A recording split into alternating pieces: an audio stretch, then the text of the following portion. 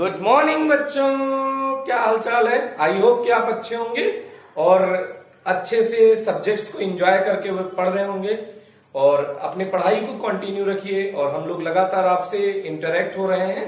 बस ये है कि हम लोग एक दूसरे से लाइव नहीं जुड़ पा रहे हैं, बस इतना सा प्रॉब्लम है। बाकी हम लोग एक दूसरे से कॉन्टिन्यूअसली इंटरेक्ट हैं। आप एक कोशिश करो कि जो ये इंटरेक्शन है इसे मेंटेन करने की तो कोशिश करो ही, और संग के संग अपना सिलेबस कंटिन्यू सपोर्ट के लिए आप इसको लेते हुए चलें। पिछला चैप्टर कोई भी छोड़ के ना चलें, तो सारे चैप्टर को एक साथ कंटिन्यू करते हुए चलें। तो आज हम लोग उसी वैद्युतधारा चैप्टर में अगला टॉपिक पढ़ रहे हैं, सेल। तो ये सेल थोड़ा सा समझने में कॉम्प्लिकेटेड होता है। एक्चुअल में ये केमिस्ट्री का टॉपिक है, लेकिन हमारे यहाँ इसमें यूज हुआ है, तो केमिस्ट्री वाले सर ज्यादा बढ़िया से समझाएंगे। लेकिन फिर भी हम कोशिश करेंगे कि आपको एक बेसिक कॉन्सेप्ट तो बता ही दिया जाए, क्योंकि बहुत सारे बच्चे इसी पे डिपेंड होंगे कि यहाँ पे सेल क्या होता है। तो यहाँ पे थोड़ी सी डेफिनेशन भी थोड़ी सी डिफरेंट है, सिमिलर जैसी ही है लेकिन हल्की सी डिफरेंट है। तो वहां आप केमिस्ट्री में पढ़ेंगे तो सेम डेफिनेशन यहाँ या सेम पोर्शन यहाँ एक बार फिर से समझने की कोशिश करिए। अब आपको हम आगे कुछ समझाने की कोशिश करते हैं। जैसे आपने कन्वेयर बेल्ट देखी होगी बेटा। कन्वेयर बेल्ट का मतलब जानते होंगे, एक बेल्ट होती है वो ऐसे मूव करती रहती है लगातार, ऐसे ऐसे बेल्ट एक होती है, चलती होती है। अभी हम एग्जाम्पल के फॉर्म में मान रहे हैं कि ये इलेक्ट्रॉन है। ये कन्वेयर बेल्ट पे क्या है बेटा, ढेर सारे ऐसे इलेक्ट्रॉन हैं। ऐसे ये बहुत पास पास है, हमने दूर दूर बना दिया है क्योंकि टाइम थोड़ा सा बचेगा। तो अब यहां पे जैसे इस कन्वेयर बेल्ट के लिए यहां पे एक फैन लगा देंगे आप। तो ये कन्वेयर बेल्ट जब इसके ऊपर से गुजरेगी तो इस फैन को घुमाएगी और आपको एक एनर्जी मिलेगी, वर्क होगा और वर्क आपको एनर्जी के रूप में मिलेगा। लेकिन सबसे बड़ी प्रॉब्लम है, ये कन्वेयर बेल्ट खुद से नहीं घूमेगी। इसको घुमाने के लिए आपको मेहनत करनी पड़ेगी। जैसे आप मॉल में गए होंगे तो ऐसे ही कन्वेयर बेल्ट होती है, आप यहां खड़े हो गए तो आपको ये कन्वेयर बेल्ट दूसरे प्लेस पे पहुंचा देती है, मतलब आपके ऊपर वर्क डन करती है। तो कुल मिला के एक प्लेस से आप दूसरे प्लेस पर चले जाते हैं तो आपके ऊपर वर्क डन होता है या इसने वर्क डन किया होता है। ओके, तो अब इसको मूव कराने के लिए हमने यहां पे एक और ऐसे पुली टाइप लगा दिया है और इधर एक पुली टाइप लगा दिया है। और पुली के ऊपर ऐसे सोचिए, ये पुली है, यहां पे फैन अटैच कर दिया है। तो ये जब रोटेट होगा तो फैन चलेगा। लेकिन इस पुली को घुमाने के लिए जो ये इलेक्ट्रॉन है उनके पास इतनी सफिशिएंट एनर्जी नहीं है कि वो इसे घुमा सकें।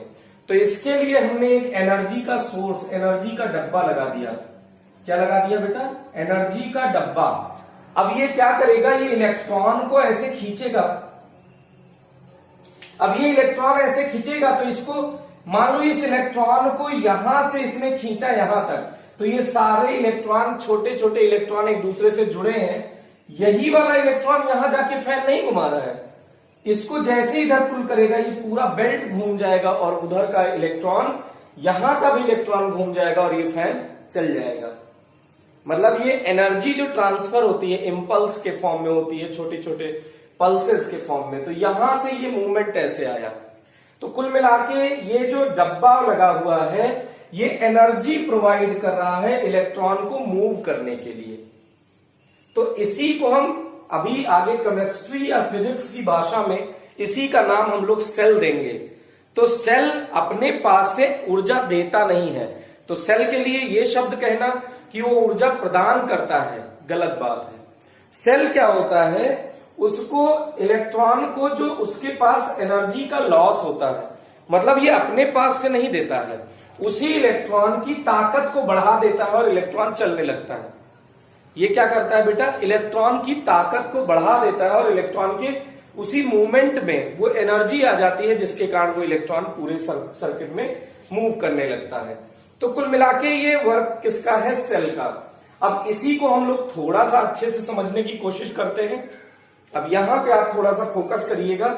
हम आपको इसको जैसे सिस्टम होता है उसके अकॉर्डिंग बता रहे हैं। जैसे मान लीजिए कि आपका एक पात्र है, इसमें ये सोल्यूशन भरा हुआ है। ये सोल्यूशन किसका है बेटा, H2SO4 का। इसको हम लोग कहते हैं वैद्युत अपघट्य। इसका नाम क्या है? इलेक्ट्रोलाइट। इंग्लिश में बोलते हैं इलेक्ट्रोलाइट, हिंदी में बोलते हैं वैद्युत अपघट्य। अब सुनिएगा, अब ये वैद्युत अपघट्य अकेला कुछ नहीं कर सकता है, तो इसके लिए हमने ये काम किया है कि एक जिंक रॉड ले ली। जिंक रॉड ही क्यों? तो उसका रीजन है, अब आपने विद्युत रासायनिक श्रेणी एक केमिस्ट्री में है, आप चाहेंगे तो अगर कमेंट करेंगे तो विद्युत रासायनिक श्रेणी के लिए एक छोटा सा वीडियो 5 मिनट का बना के आपको श्रेणी रटा देंगे। तो अगर वो आप इंटरेस्टेड होंगे तो कमेंट सेक्शन में बताइएगा, और अगर आपको याद हो तो बहुत बेहतर है, फिर हमको कोई स्ट्रेस लेने की रिक्वायरमेंट नहीं है। तो खैर ये जिंक लिया, मान लो ये जिंक ZnSO4 बनाए और ये H2SO4 है, तो ये दुनिया में जितना भी काम हो रहा है सब एनर्जी को मिनिमम करने के लिए हो रहा है। इस दुनिया में आप पढ़ लिख रहे हैं, किस कारण से पढ़ रहे हैं? ऊर्जा को घटाने के लिए, कि जैसे भाग दौड़ ना करना पड़े, एक आराम से एक ऑफिस मिल जाए एसी वाली, मस्त बैठे मस्त काम करें और इधर उधर भाग दौड़ ना करना पड़े।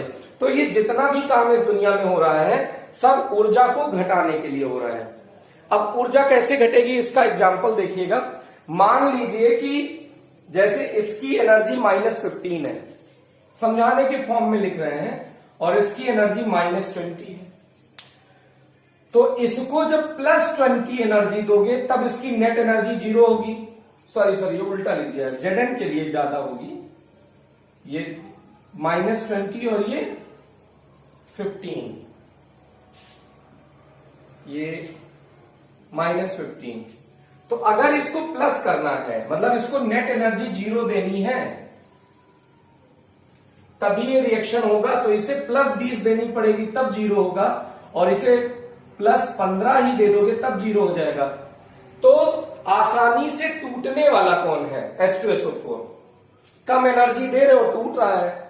और एक बात यह है कि अगर ये कम एनर्जी लेके टूट रहा है और ज्यादा एनर्जी का प्रोडक्ट बना रहा है, इसका मतलब ये 5 एनर्जी और रिलीज भी कर रहा है, तो वही ऊर्जा हमको चाहिए। फिर से समझिएगा, ये जैसे 15 एनर्जी दिए, +15 दिए, ये टूट गया, तो टूट के ये +20 वाला बना देगा, मतलब ये 5 एक्स्ट्रा वाला बना देगा ना, तो वो 5 एक्स्ट्रा आपको एनर्जी के फॉर्म में मिल जाएगा। पहली बात तो इसीलिए ये ज्यादा स्टेबल है, ये ज्यादा स्थायी है। अगर आप विद्युत रासायनिक श्रेणी में देखेंगे तो ये बहुत ऊपर आता है हाइड्रोजन के। ये आप विद्युत रासायनिक श्रेणी जानते होंगे,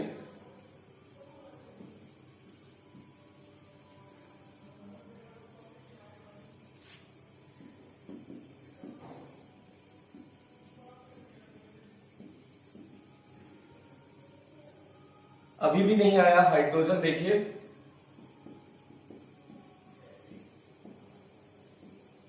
अब यहां पे हाइड्रोजन आया है।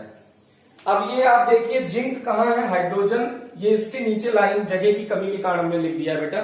अब ये आपको वीडियो में दिख रहा है,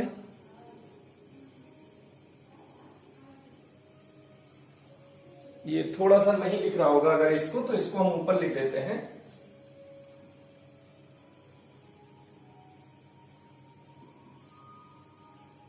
तो ये है सीक्वेंस। तो आप सोचिए कि ये जिंक के बाद कितना नीचे हाइड्रोजन, जिंक के नीचे क्रोमियम है, आयरन है, कैडमियम है, निकेल है, ये स्टेनस है, लेड है, तब जाके हाइड्रोजन है। तो ये बहुत नीचे आ रहा है, मतलब ये हाइड्रोजन से बहुत ऊपर है। तो जितने लोग हाइड्रोजन से ऊपर होते हैं, अब आप जानते होंगे इलेक्ट्रोकेमिकल सीरीज में ऊपर से नीचे जाने पर स्टैंडर्ड ऑक्सीडेशन पोटेंशियल डिक्रीज होता है और स्टैंडर्ड रिडक्शन पोटेंशियल इंक्रीज होता है। ये सब आप केमिस्ट्री में जानते होंगे। इसके नीचे भी सीरीज है बेटा, वो हम नहीं लिख रहे हैं, सिर्फ इसलिए हमने कहा तो है। ये कैसे लिखा गया है इसको याद कराने की अगर बात करेंगे तो ये आप बताइएगा कमेंट सेक्शन में, 5 मिनट का वीडियो बना देंगे, आपको याद करा देंगे। खैर, तो ये स्टैंडर्ड ऑक्सीडेशन पोटेंशियल ऊपर से नीचे जाने पे डिक्रीज हो रहा है, मतलब इसको तोड़ना अगर ये प्रोडक्ट बनाया है तो इसको तोड़ना मुश्किल है, ये प्रोडक्ट बनाया तो इसको तोड़ना आसान है। ऐसे ही अगर लिथियम ने कहीं प्रोडक्ट बनाया होता ना तो तोड़ ही नहीं पाते। जैसे Li ने बनाया होता SO4 के साथ, तो Li2SO4 होता, तो इसको एनर्जी प्लस -30 है इसका मान लो, तो इसको +30 देना पड़ता, मतलब इसको तोड़ना बहुत मुश्किल होता, या यूं कह लीजिए ये टूटता ही नहीं, क्योंकि इन लोगों में ये टूटता भी तो क्या बनाता। तो ये सबसे मुश्किल से टूटेगा लिथियम, उससे थोड़ा सा आसानी से टूटेगा पोटेशियम। तो ऐसे करके ये सीरीज का एक फायदा है कि आप ये जान सकते हैं कि कौन डिसोसिएट आसानी से होगा और कौन मुश्किल से होगा। खैर, तो कुल मिला के यहां पे ये लोग स्थायी होना चाहते हैं, तो H2SO4 किस में कन्वर्ट होना चाहता होगा? ZnSO4 में। H2SO4 किस में कन्वर्ट होना चाहता होगा बेटा? ZnSO4 में कन्वर्ट होना चाहता होगा। तो यहां पे ये H2SO4 एक्चुअल में क्या करेगा? H2SO4 अलग हो जाएगा, उत्क्रमणीय होता है H प्लस और प्लस SO4 2- में, तो ये 2 आयन होंगे, ठीक है, ये इसमें कन्वर्ट हो गया।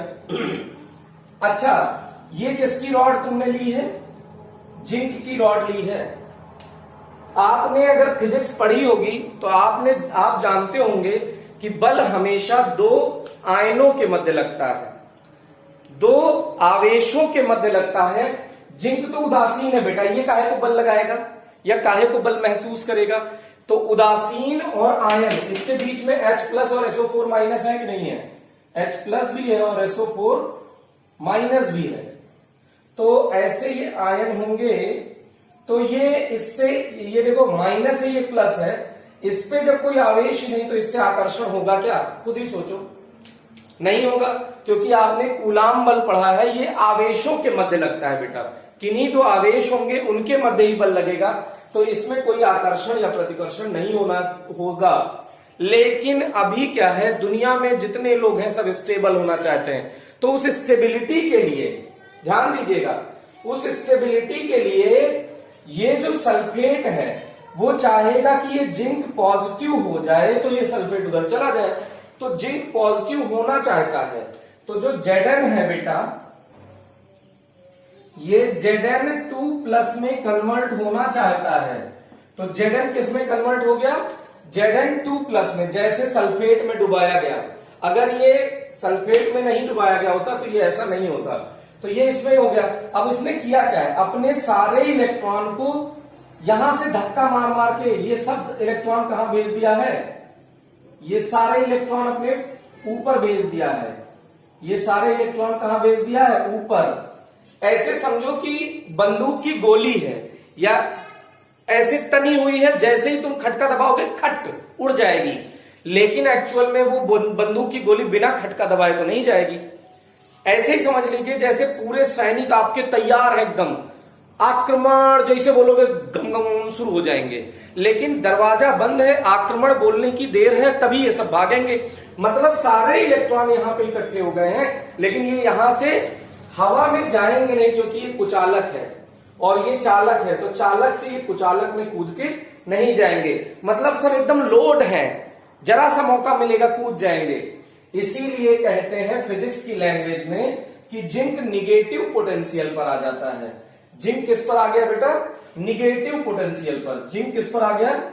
जिंक निगेटिव पोटेंशियल या विभव, ऋणात्मक विभव पर आ जाता है।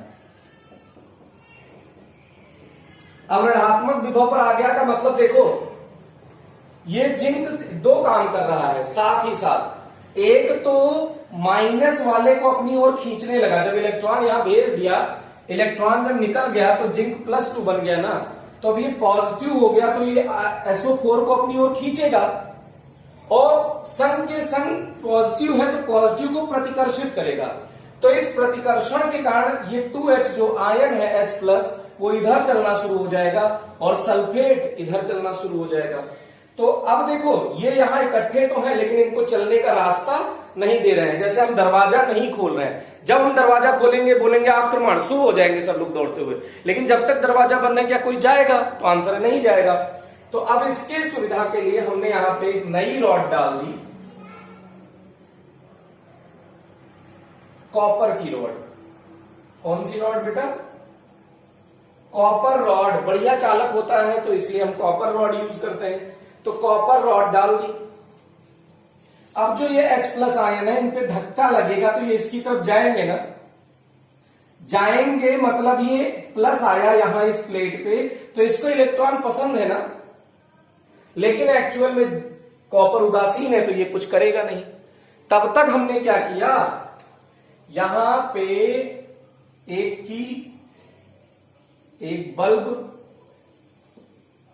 का मतलब रेजिस्टेंस जोड़ दिया, प्रतिरोध जोड़ दिया। बल्ब का मतलब क्या जोड़ दिया? प्रतिरोध जोड़ दिया। और फिर इसका दूसरा टर्मिनल जैसे ही जिंक से जोड़ा, इनको रास्ता मिल गया इलेक्ट्रॉन को ना, जैसे ही इलेक्ट्रॉन यहां चलेंगे इलेक्ट्रॉन तुरंत यहां आएंगे। अब 2H प्लस तो इसकी तरफ आ ही रहा था, ये 2H प्लस चिपक जाएगा। तो अब प्लस इलेक्ट्रॉन से उदासीन हो गया, तो ये इलेक्ट्रॉन ऐसे चला ना, फिर ऐसे सोच लो कि ये दूसरा H2SO4 रहा होगा, वो भी डिसोसिएट होके उसका सल्फेट इधर चलेगा, ऐसे करके तो एक पूरा चक्कर होने लगेगा ना इलेक्ट्रॉन का। अभी जब की क्लोज करेंगे तब, जब तक की ओपन रहेगा तब तक ये घटना नहीं होगी। तो देखो एक बात समझ लीजिए, अब ये सेल की थोड़ी थोड़ी कहानी आपको समझ में आ गई। तो अब क्या हुआ एक्चुअल में कि जैसे आप इनको देखेंगे तो ये निगेटिव पोटेंशियल पर आए, तो संकेशन ये किस पे आ गए बेटा, यहां पे ये किसको खींच रहे हैं, इलेक्ट्रॉन को। तो इलेक्ट्रॉन को खींचता कौन है? जो खुद पॉजिटिव होगा। तो हम ये कहते हैं कि कॉपर किस पर आ गया, पॉजिटिव पोटेंशियल, पॉजिटिव विभव पर आ गया, मतलब उच्च विभव पर, और ये निम्न विभव पर। तो इलेक्ट्रॉन चलने लगा ना उच्च से निम्न की, निम्न से उच्च की ओर, तो वैद्युत धारा उच्च से निम्न की ओर प्रवाहित होने लगेगी। खैर, तो अब ये टोटल की कहानी ये हो गई। अब इसको अगर हम बात करें तो जो ये पॉजिटिव पोटेंशियल पर आया है, तो फिजिक्स में जो बुक देखेंगे उसमें लिखा रहता है कि इसका जो पोटेंशियल है, पॉजिटिव पोटेंशियल है, और ये 0.5 वोल्ट है। इसका पोटेंशियल क्या है, पॉजिटिव विभव है, और इसका मान दिया रहेगा कि ये 0.5 है वोल्ट। ऐसे ये निगेटिव पोटेंशियल है, निगेटिव विभव है, और इसका विभव दिया रहेगा 0.7 माइनस में, ऋणात्मक है इसलिए किसमें दिया रहेगा, -0.7। तो विभवांतर कितना हो जाएगा दोनों का, विभवांतर कितना हो जाएगा, 0.5 माइनस उच्च माइनस निम्न, -0.7। तो ये कितना आ गया, 1.2 वोल्ट। तो अब ये 1.2 वोल्ट का सेल बन गया है। अब इलेक्ट्रॉन के पास कितनी ऊर्जा है, आप देखिएगा, कार्य का फॉर्मूला होता है विभव का, एकांक आवेश को ले जाने में किया गया कार्य विभव कहलाता है। तो विभव का आवेश से अगर गुणा कर दोगे तो कार्य हो जाएगा। तो विभव है किसके पास, आवेश के पास। तो आवेश को जब विभव मिल जाएगा तो वो कार्य करने लगेगा कि नहीं, तो वो 1.2 के पोटेंशियल से कार्य करेगा, मतलब उसको एनर्जी मिल गई, अब चलने के लिए ऊर्जा मिल गई। तो अब इसी के बाद हम लोग, अगर ये बात थोड़ी बहुत समझ गए हो आप, तो अब हम लोग थोड़ी सी कहानी को और डिस्कस करते हैं। इसमें जो अब ये 2 इलेक्ट्रॉन जो जनरेट हुआ वो इस हाइड्रोजन को मिला होगा। तो जब हाइड्रोजन को इलेक्ट्रॉन मिला होगा तो ये H2 बनाए होंगे, और ये बुलबुले के रूप में, यहां H2 गैस बुलबुले के रूप में ऐसे निकल जाएगी। तो इस तरह से ये 2-3 अभिक्रियाओं से ये पूरी अभिक्रिया होती है, ठीक। और जो इसका Zn प्लस है वो इसके सल्फेट के साथ कंबाइंड होके, जो Zn2 प्लस है वो इसके सल्फेट के साथ कंबाइंड होके ZnSO4 बना लेता है। क्या बना लेता है बेटा, ZnSO4 बना लेता है, जिंक सल्फेट, और वो प्रेसिपिटेट हो जाता है और छेद के रूप में नीचे गिर जाता है, बैठ जाता है। तो इस तरह से ये अभिक्रिया कंटिन्यू चलती रहती है।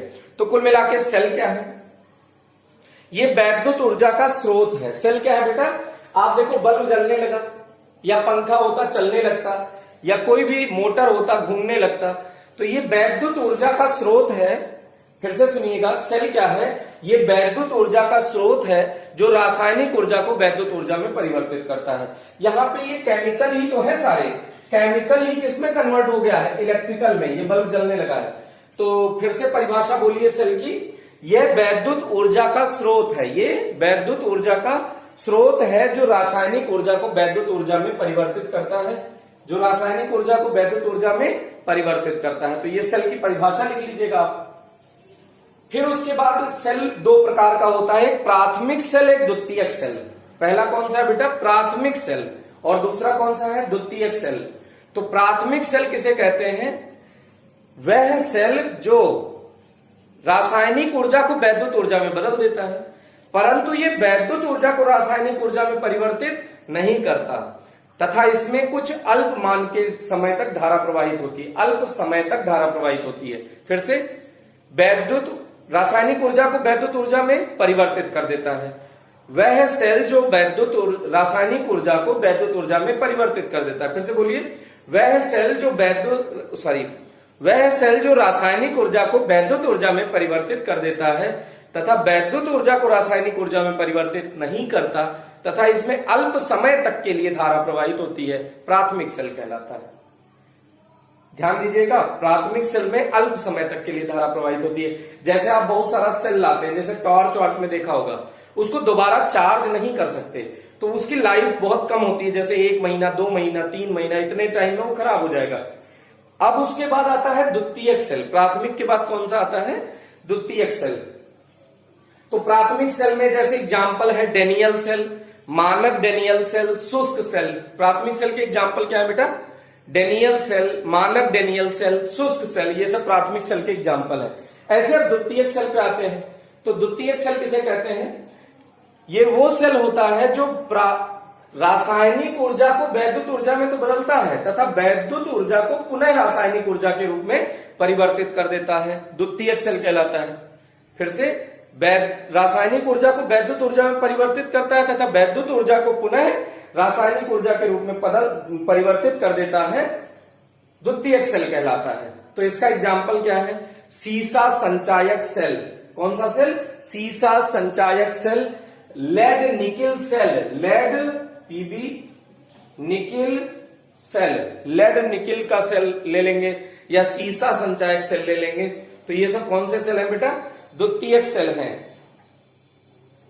और इसमें जो ऊर्जा है वो रासायनिक ऊर्जा के रूप में संचित होती है। इसमें ऊर्जा जो द्वितीयक सेल में है वो रासायनिक ऊर्जा के रूप में संचित होती है। तो इसकी पूरी परिभाषा एक बार फिर से सुन लीजिएगा।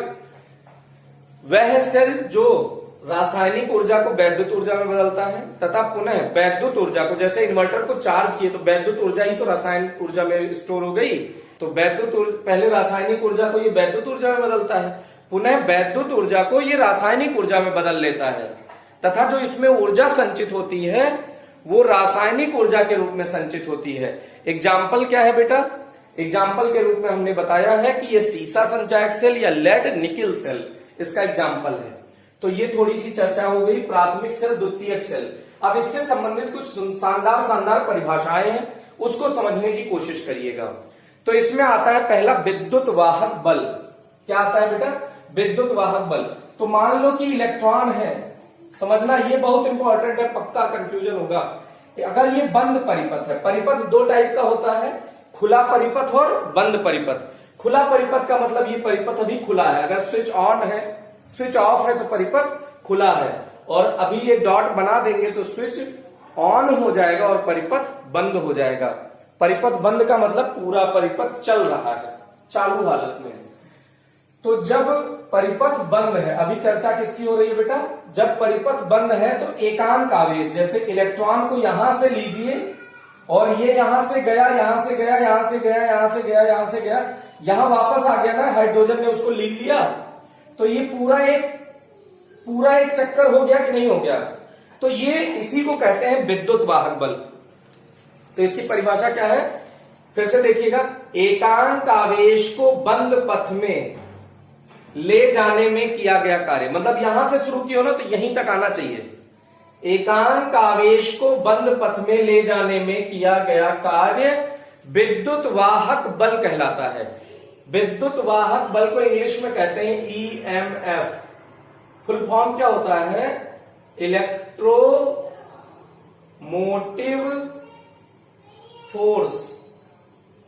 मोटी नहीं बेटा, मोटिव, इलेक्ट्रोमोटिव फोर्स, विद्युत वाहक बल, विद्युत को ले जाने वाला बल है। ये एक्चुअल में नाम से लगता है कि बल है, लेकिन ईएमएफ का मात्रक क्या होता है? वोल्ट।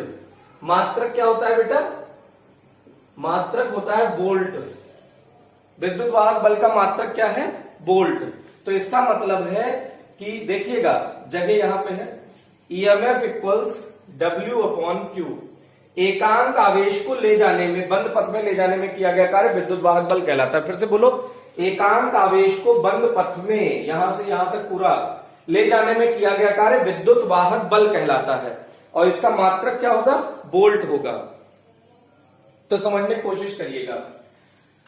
तो अगर ये बंद पथ में चला है, इलेक्ट्रॉन देखो यहां से चलना शुरू करे और वापस चलते चलते यहां आ जाए, तो इलेक्ट्रॉन के लिए जो ईएमएफ लिखने जा रहे हैं, इधर देखिएगा, ईएमएफ शुरू करते हैं।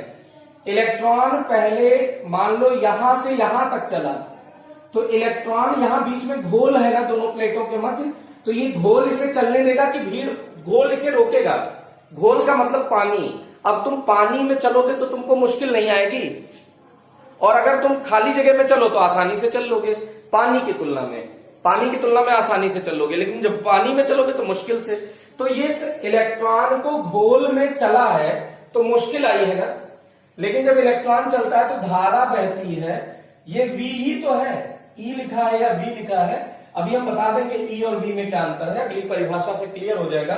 तो ये हो जाएगा IR, वैद्युत धारा इंटू आंतरिक प्रतिरोध। ये जो घोल रुकावट पैदा कर रहा है, इस घोल के रुकावट को आंतरिक प्रतिरोध कहते हैं बेटा। जो इसमें ये घोल नहीं है इसके बीच में, तो इलेक्ट्रॉन को चलने में रुकावट पैदा कर रहा है, तो इसके प्रतिरोध को क्या बोलते हैं? आंतरिक प्रतिरोध। कौन सा प्रतिरोध बेटा? आंतरिक प्रतिरोध, और इसको स्मॉल r से प्रदर्शित करते हैं, आंतरिक प्रतिरोध को। तो ये इलेक्ट्रॉन यहां से चला यहां तक, तो इसने IR के बराबर वोल्टता उत्पन्न की होगी। फिर ये यहां से यहां तक, इसको मेहनत ही नहीं है, फिर ये यहां से यहां तक चलेगा ना बाह्य परिपथ में, तो बाह्य परिपथ में भी तो प्रतिरोध लगा है R, तो ये क्या होगा? धारा तो आई बह रही है लेकिन प्रतिरोध R है, तो फिर यहां से यहां तक कोई दिक्कत नहीं है, तो यहां वापस आ गया।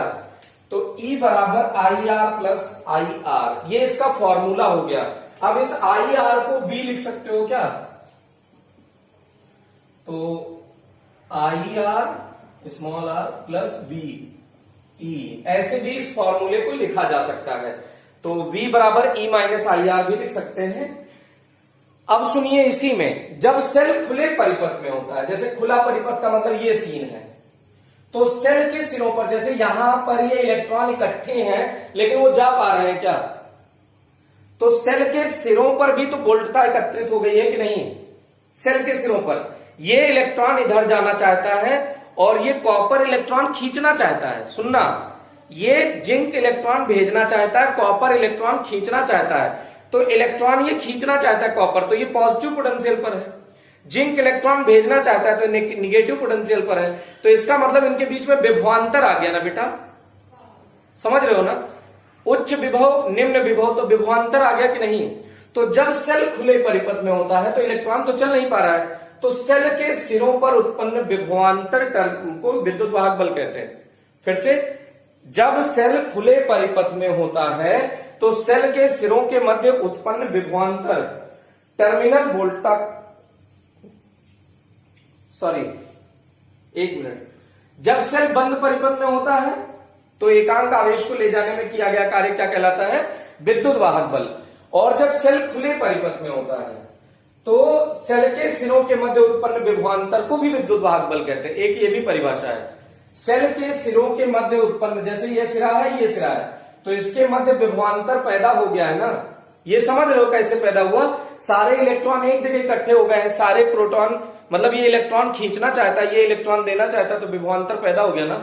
तो जब सेल खुले परिपथ में होता है तो सिरों के मध्य उत्पन्न विभवांतर को विद्युत वाहक बल कहते हैं, और जब सेल बंद परिपथ में होता है तो एकांक आवेश को ले जाने में किया गया कार्य विद्युत वाहक बल कहलाता है।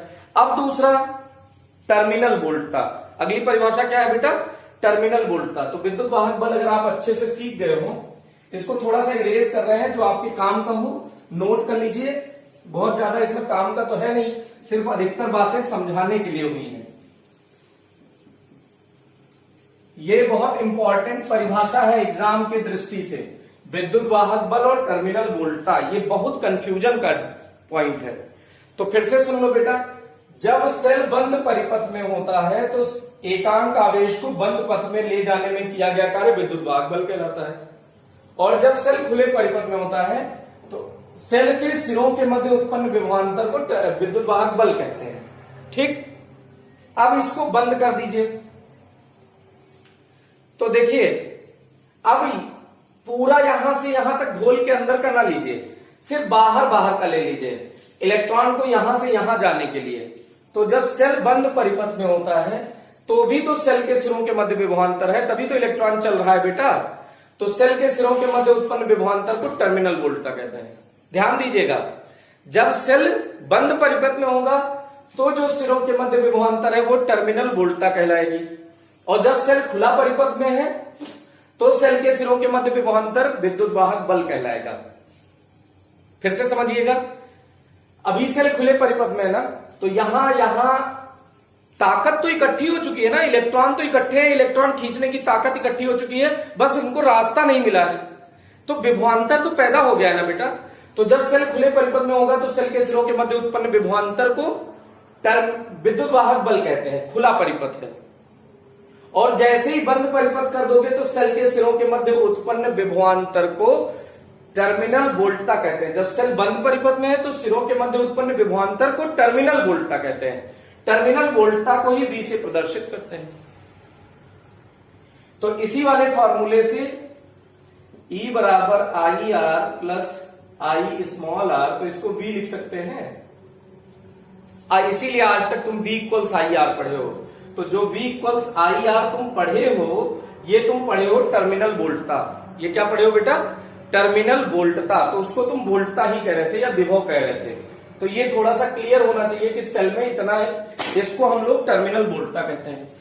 क्या बोलते हैं भैया, टर्मिनल वोल्टता। हम लोग विभव से प्रदर्शित करते हैं। तो V plus I small r EMF, तो ऐसे लिख सकते हैं V बराबर E माइनस आई आर। तो टर्मिनल वोल्टता बराबर विद्युत वाहक बल में से आई और ये आंतरिक प्रतिरोध घटा दो, अपने आप ही हो जाएगा।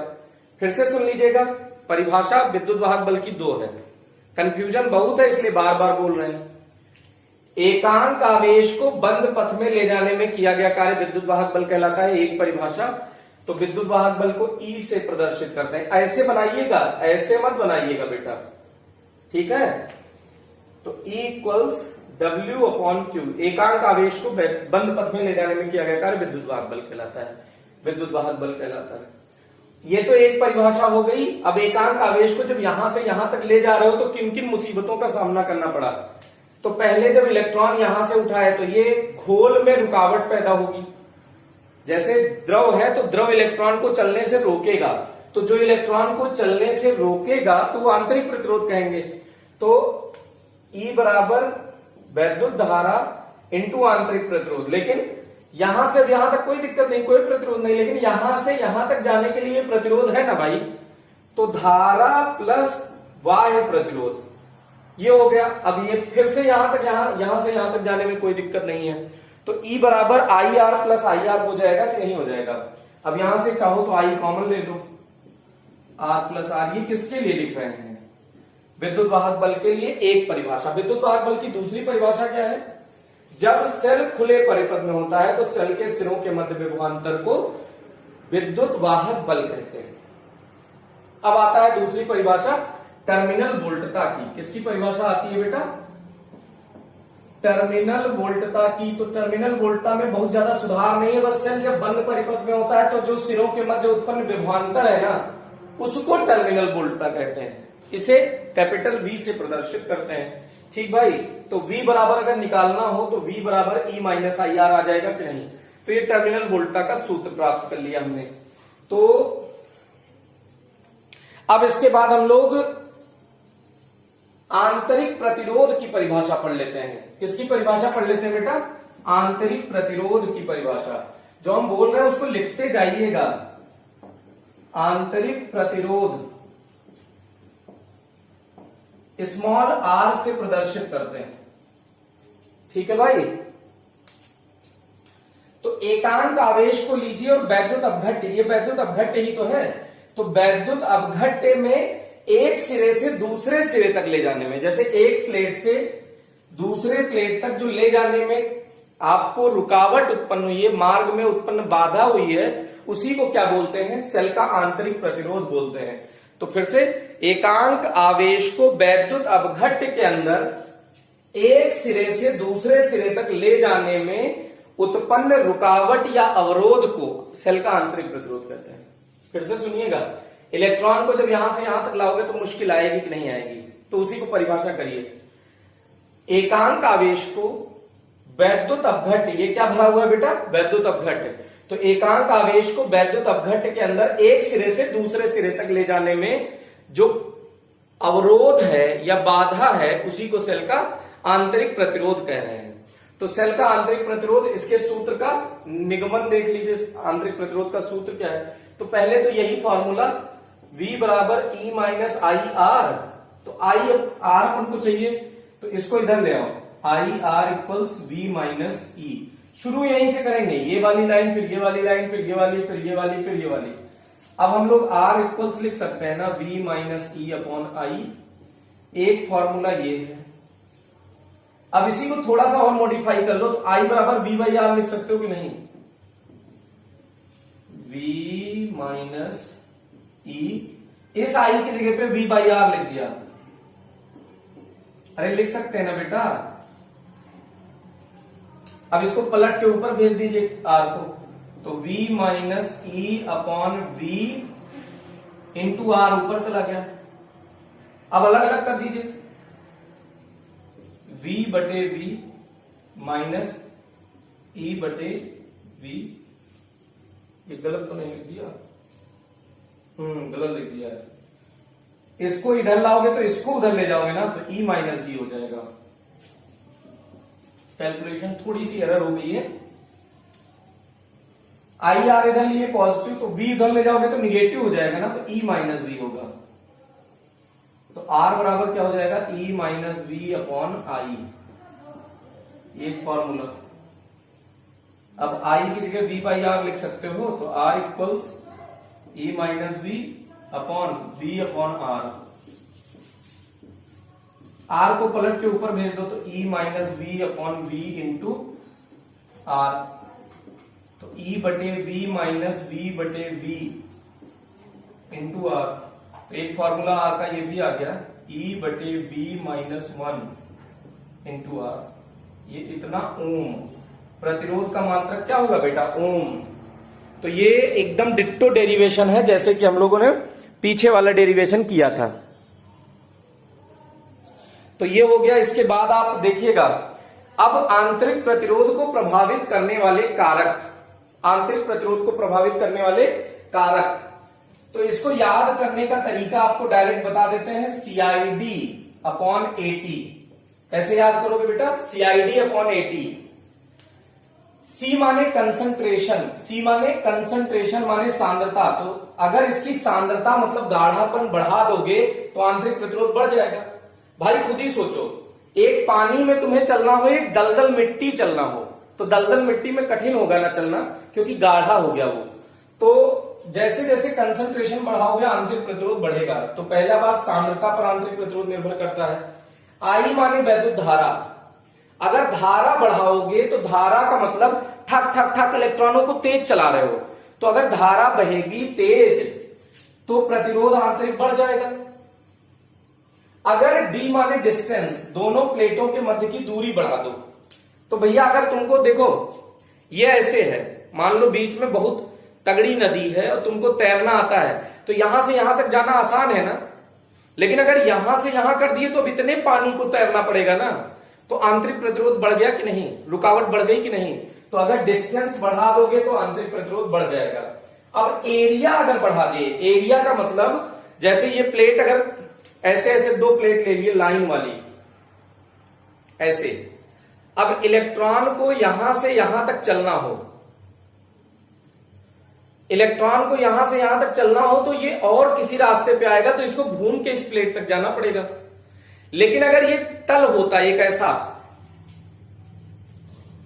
अगर ये एरिया होता ऐसा, यहां एक ये जो लिया है हमने, इसको ऐसे एरिया ले लेते हैं, ऐसे दूसरा भी एरिया है, तो इलेक्ट्रॉन चाहे जहां यहां भी पहुंचा तो भी इस पर चिपक जाएगा ना।